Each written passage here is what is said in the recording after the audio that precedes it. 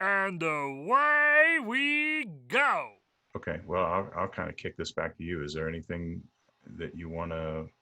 I mean, we'll probably get into the uncovered family secret a little bit. Um, So something I would like to say is that I've realized that when people first make these discoveries, everyone feels like they're the only one who's gone through this, or it's the only one that it's happening to. And I always try to encourage people to know that they are not alone in the experience they're going through. It's happened to millions of people at this point.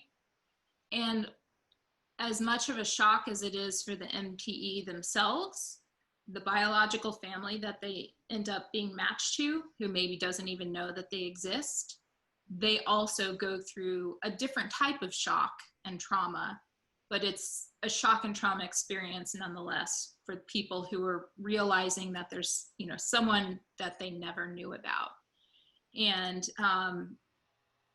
I have worked with people on all different sides of the MPE discovery, and there's always more going on behind the scenes than anyone realizes within families. So if an MPE is feeling like they're being rejected or ignored, realize that the family they've reached out to is kind of adjusting to not that person individually, because they don't know you. They don't know you. They Great can't point. reject you because they don't know you.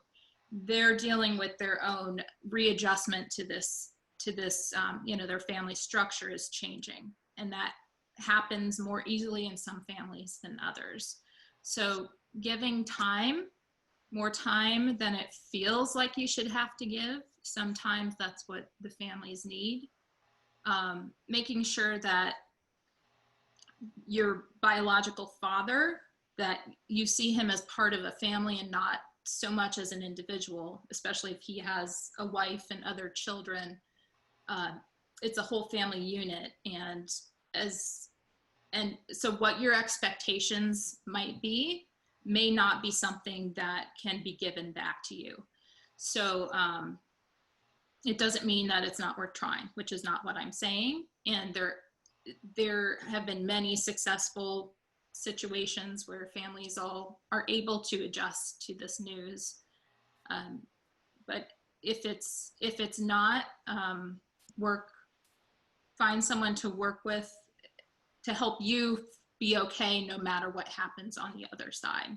yeah, and as you pointed out in the very beginning of that, you know, just because they're not open to you right now doesn't mean they won't ever be. Right.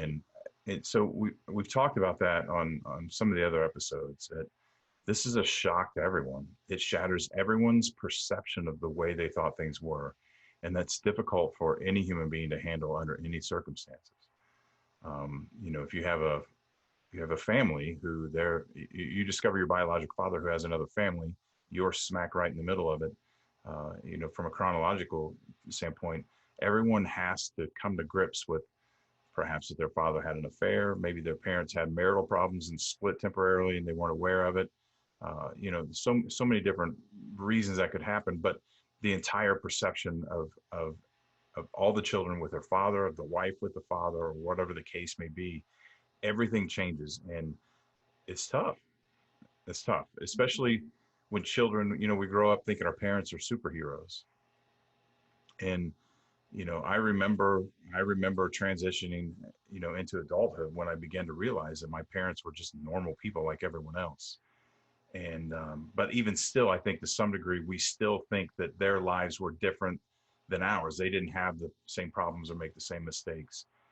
One, because their generation wasn't documented like ours is. Um, we have cameras everywhere and DNA technology and the things that they didn't have, 2 or 3 generations ago. So I, I, I just want to hammer that home that I agree with you, and people need to understand that everyone involved, and there are exceptions. Right.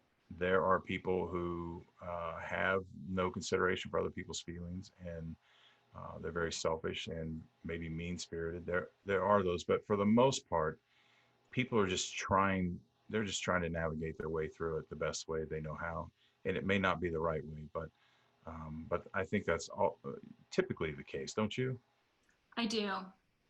There's a journalist named Libby Copeland who recently released a book about DNA family secrets, and she talked to hundreds of people about their stories. And I went to a book event with her and was in the audience and listening to the questions at the end.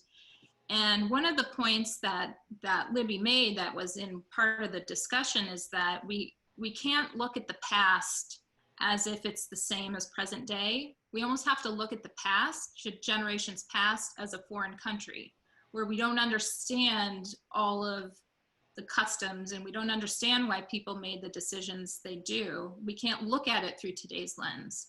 So, 50 years ago, women didn't have the option to do paternity testing if there was any question.